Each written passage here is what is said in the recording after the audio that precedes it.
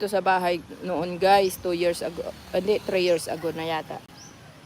Nag-landslide dito banda. Kasi ito ay may dalawang malalaking puno ito dito ng paper tree, pinatanggal ko. Nung tinanggal, so nag-cause yun ng ng pagguho ng lupa. So nag-landslide siya.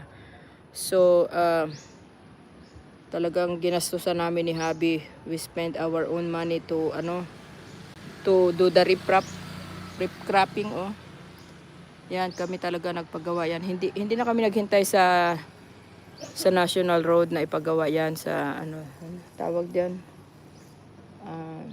Sa highway, yung land, ba 'yun? Yeah. Kasi otherwise, kung hindi namin gawa yan ng paraan, ura, emergency kasi yun eh.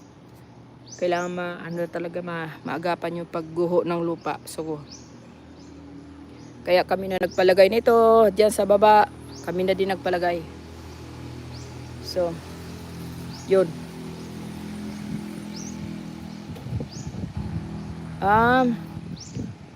Diyan nagbabaha pero inaayos na nilang kalsada ngayon. Ang malaki na yung kanal sa gilid. Sa bahay ko, syempre dahil matarik na lugar ito, sa akin talaga ang bagsakan ng tubig, di ba?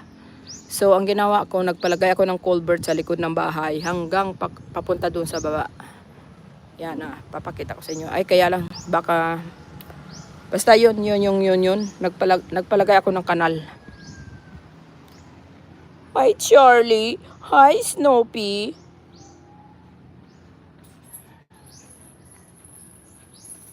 Tingnan nyo ang aso ko Si Charlie, ano din yan sa akin.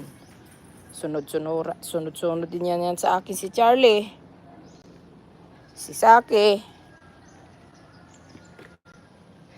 At saka, yan. So dahil nga sa bahain itong ating lugar, nagpalagay tayo dyan. Paikot yan, kanal. Hindi pwede na yung tubig naka-stagnant sa bahay mo. That's another reason na nagpa-concrete na ako dito sa side. Kasi dati ito sa side, Bermuda grass ito dito kasi gusto ko yung green. Alam nyo na, tas kung may aso ka, 'di ba? Gusto nila mag dito, maglaro-laro. Kaya lang kailangan mo din kailangan mo din bantayan yung water na nag-absorb sa loob mismo ng bahay mo kasi yun ang nangyari sa mga tiles ko, nagputok-putok siya.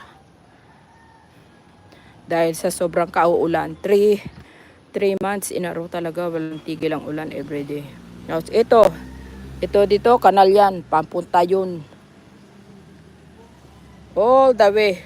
Nung pinapa-construct pa lang itong bahay, way back 2020, sabi ng mga tao, ano yung binagagawa nyo? Ano yan? Anong purpose niyan? Para kasing siya, parang slide. Diba? Parang slide siya. Especially nung bago pa ito. Grabe, parang talaga, water slides talaga. Pero ang purpose po niyan, para maipon yung baha, dyan lang siya. Diretso sa baba ng kalsada. Diretso sa kanal, diretso sa baba. That's the purpose.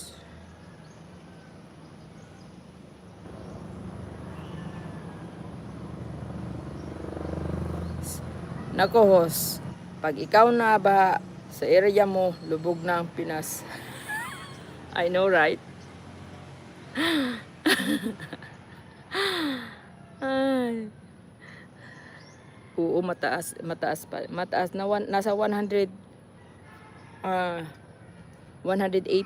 meters high above sea level. Ito.